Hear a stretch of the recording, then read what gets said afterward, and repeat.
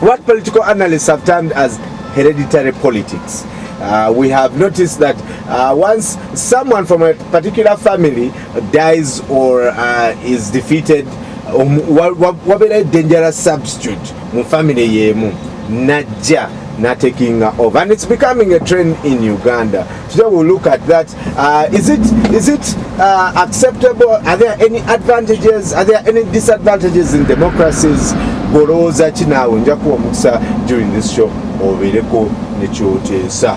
We noticed when Serena Nebanda died, her elder sister Florence, took over and won actually the vote. Stephen Maninga, doctor, the wife is now saying, I also want to take over. And it's becoming a trend. What do you think about this? For me, I say it's not good. Because each and everyone has a purpose on this earth. Yes. People have talents. Now if this thing is to become as an heritage something, it will, there's a way it's going to affect us, the Ugandans, because there are people down that deep down in the villages, sub-counties, who can do more better work than those people in those families. Zengamba, muntu wabera capable nga someone has the capability. Let them go on. Ne wali yolinga. But at all, yali politician nga he was a strong one nga gwe tobimanyi nako toyina, atenze ne unyana abantu ababalonda. Abantu sympathize with those people ne babalonda, which is not right. Okujja kwati nga Jomo Kenyatta, he's capable. His father was capable, he's also capable. You can go on. Kenya is different from Uganda. For the case of Kenya, look at Kenyatta's father. Yes. From Kenyatta's father to his son, there were different people there. They were not family members. But again, look at maybe for the case of Malinga. As soon as the husband dies, the wife comes in. That one is not good. I'm still not yet convinced. For example, if my father dies, and when I'm there, I'm like, but you know what? My father did a good job. Why don't I continue this legacy? And I go to I can go to Mukaluru. Chiba chibi.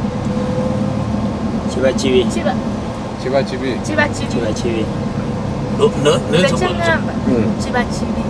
Now we know where yeah. You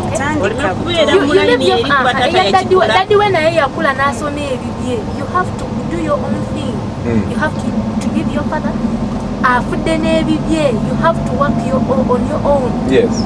Isonga nyenda bawenda leri nti bobojjane wesimbawo kale bayinza okukulondola okubanga taata abadde akola bulungi naye gwe tuyinza obutakola obeerawo bubeezinga sente ozifuna bufunyi naye nga tulina kyokola naye nga ozifuna lwalinnya ate tyataatawo lyakoledde okitegeera abantu abokulembera baba tebafunamu wabula ate gwe obusigala ofuna ate nga naye ebyofuna tobikolerera. There is a doctor who died, Dr. Chibirike, and the son took over. But what was inside the whole process of campaigning was saying that since the dad did this and that in agriculture, the research, he did it and everything, we need to give the son. So, set process are there. Yes. According to the electoral commission. You are supposed to follow these procedures, go on campaign, do this and that, and then the people go for the ballot. But the process is abantu batuka akaseera ne bakolesa obuntu nga tebafuddeyo kutegeera omuntu ono agenda bayamba bategenda bayamba. So omuntu ne waba afudde mu family naye nga he can stand on his own and define a way how he is going to help the people abamulonze. This is what we want. Naye ekintu ekigamba nti mulimu embeera y'okugamba nti you take over from your parents since they have died kikyamu kubanga kituleetera abantu abatalina kibatuyamba. Omuntu n'agenda mu parliament n'amala emyaka 5 n'avaayo nga tayogeddeyo ekigambo wadde n'eki era talina kyayambye bantu ne babawa ssente ekivuddeyo mu kontakiti ng'abantu ku nsonga gundi ye kennyini omuntu alina abakyala n'atuuka akaseera nga tali suppose gendayo wabula n'afuna ssente naga nti bannange abantu baaganye ng'abiwulidde buwulizi ku radio oba ku TV naye kennyini naddayo naga nti baaganye abantu alifaininga akakasaati ekyamukola ssente kati abantu ng'abo tetukkiriziganya na nteekateeka nze ku lwange egamba nti omuntu atwale obukulembeze okuva ku muzadde we kubanga n'abantu nga balongo tebali identical mu mbeera egamba exactly the same. Buli omu alina obunafu bwe, buli omu alina ekintu kyasobola. In 2005, Joseph Bali Kudembe replaced his father, Chiwanuka Musisi, who was then at that time tipped also for DP presidency. Omwami ono Joseph Bali Kudembe, Charlie MP, naye taking over. Ken Luchamzi tumumanyi brought the daughter as a dangerous substitute. Nampijja nakola kati Nampijja yazzeeyo mu bibye tata nakomawo. Stephen Mungeni, he lost the seat to Agri Owori, but in the by-election he brought his wife Sarah Mungeni to take over. Wofuna parking sebo. But Sarah Mungeni, of course, waliwo obuzibuzibu. Sarah Mungeni naddayo gye bamuzaala kati MP. Martin Mugara replaced his father as MP for Ntoroko County in 2011. Proscovia Alengot Fedatumanyi, the youngest MP in the world, replaced her father who had died, Michael Oromate. But let's take a look at Dr. Ndebesa Mwambuse, who is a lecturer at Makerere University. Katwe Chaloza Kumulama Guno. When we come back, we'll look at, okay, Chibadewo, are there some advantages that we can get out of this or disadvantages? Don't go away.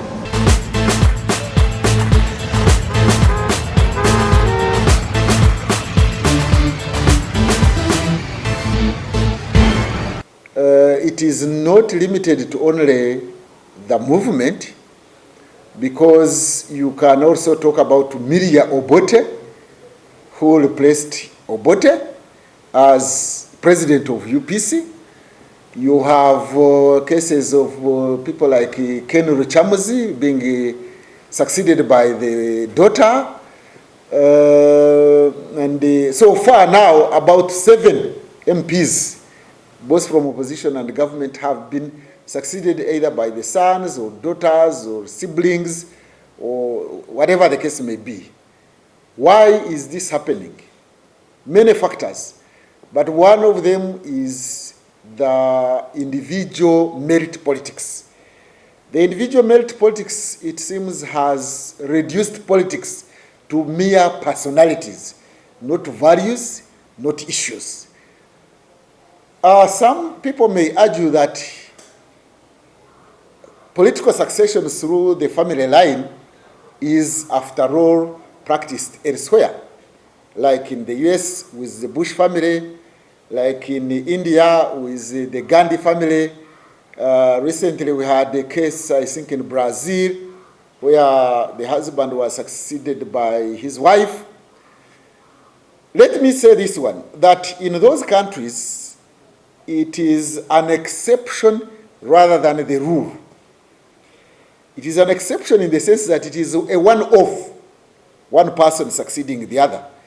Now, when you talk about 10 MPs in a period of less than 10 years who have been succeeded through the family line, then it is not an exception, it is a rule, it is a pattern, it is a trend. How do we get about this kind of succession through the family line? First of all, we should debate it. Let it be in the public discourse. And let the population out there be made conscious and aware that in a Republican dispensation, we need to tap as many talents as possible. And let people be aware also of the weaknesses and limitations certain people do have. Like voting somebody who is 18 and 19 years old, he's still a teenager. He has not picked enough experience, enough values, enough relational experience, I think, to be an effective legislator or administrator. I think people need to understand. It is becoming a habit. A vice indeed. Yes. Kubanga kati Uganda, you know, before they even bury someone, oli alowooza kati banenza agenda mu seat kubanga banga afudde yenza dda. It's greed. It is not good. Naye tebamala nakwetegereza oba nabisobola oba, you know, bo bagenda bugenzi. It's greed. Right. So, yes. In case are there any advantages we can get out of a sibling, a relative succeeding. There would be advantage that might come out of that. That there are some families that do have the blessing.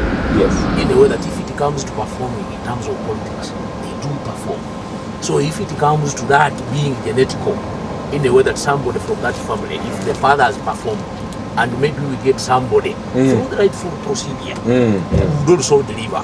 This is what we might benefit from such. Right. Otherwise, that tendency, if it comes to that, we might even go from LC1 to number 1, which might not be advantageous in terms of resources. Talk about hereditary politics and whether that can work in a democracy like Uganda. Is it becoming a habit? Yes or no? Do you agree with it? If someone has potential, why not? I was reading a couple of examples. For example, in Cuba, the Castro family was also kind of like that, though the president appointed his brother to take over him. The Ortegas in Nicaragua have also been noted. In North Korea, Mutabani are taking over Tata. He's now the president and he's doing quite a good job. Kim Il-sung is doing a good job now. And of course in Togo, Omami Eyadema, he died in 2005 and was succeeded by his son, who is still the president up to today.